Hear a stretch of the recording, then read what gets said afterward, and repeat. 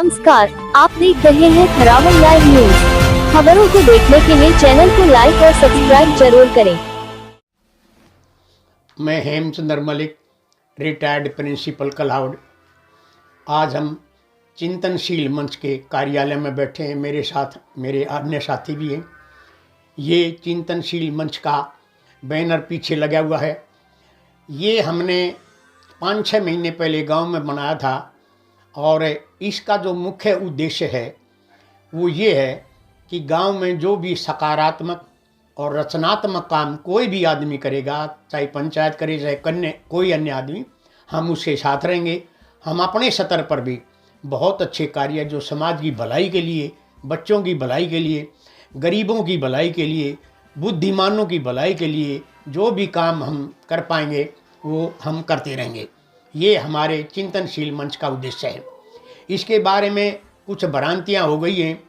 कुछ 1-2 आदमी ने ये माना कि ये जो मंच है ये किसी व्यक्ति विशेष के विरुद्ध है। ऐसा बिल्कुल नहीं है। हम हर उस आदमी के साथ हैं जो समाज के लिए बहुत बढ़िया काम करना चाहता है। ये चिंतनशील मंच के बारे में मैं आपको बता रहा हूँ। और कोई प्रश्न रमेश जी पूछो आप। सर, कुछ लोगों का मानना है कि ये जो वैसे जितने भी संगठन होते हैं वो गैर राजनीतिक संगठन होते हैं, लेकिन कुछ लोग गांव के ही हैं जो ये सोचते हैं कि ये राजनीतिक संगठन है और व्यक्ति विशेष के लिए कार्य कर रहा है। उनके बारे में आप क्या कहना चाहेंगे? ऐसा है कि ये एक आदमी की अपनी सोच के ऊपर निर्भर करता है। जिस आदमी की सोच घटिया है या जो स्वार्थी आदमी है और जो राजनीतिक भाव से आदमी व्यवहार करता है, उसके दिमाग में ये बात आ सकती है। लेकिन हम कई बार ये स्पष्ट कर चुके हैं कि हमारा ऐसा कोई उद्देश्य नहीं है। हम किसी के भी विरुद्ध नहीं हैं। तो ये इसका स्पष्टीकरण मैं आपको दे रहा हूँ। कुछ लोगों ने सर चुनाव के समय में हमारे जो मंच है उसका पूर्ण रूप से फ़ायदा उठाने की कोशिश की, लेकिन बाद में उनको कुछ भ्रांतियाँ हुई।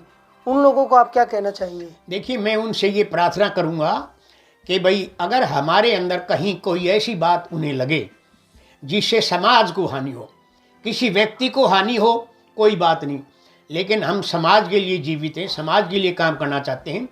अगर हमारे से ऐसा कोई काम हो जाता है जिसे समाज का या गांव के कोई अहित हो तो हमें बताएं, हम उसको दूर कर देंगे।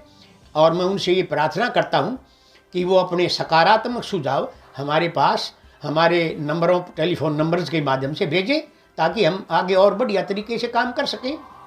सर, चुनाव के समय हमारे टेलीफोन नंबर्स के माध्यम से भेजें ताकि हम आगे और बढ़िया तरीके से काम कर सकें।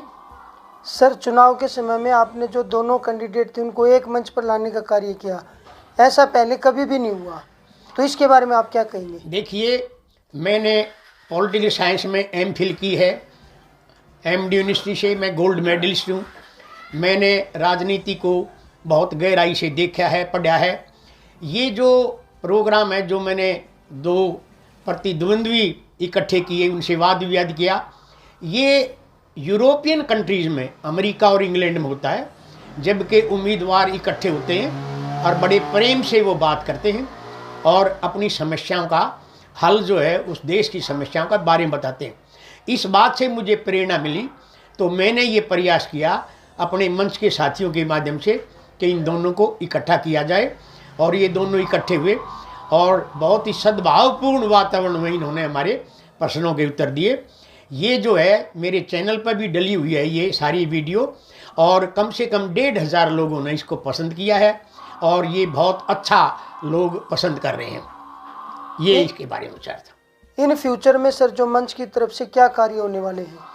देखिए, आगे हम जो भी गांव के अंदर गरीब बच्चा है जो इंटेलिजेंट है उसको हम स्टेशनरी के तौर पर किताब में या कभी ड्रेस जरूरत पड़े हम ड्रेस देते रहेंगे मंच की तरफ से।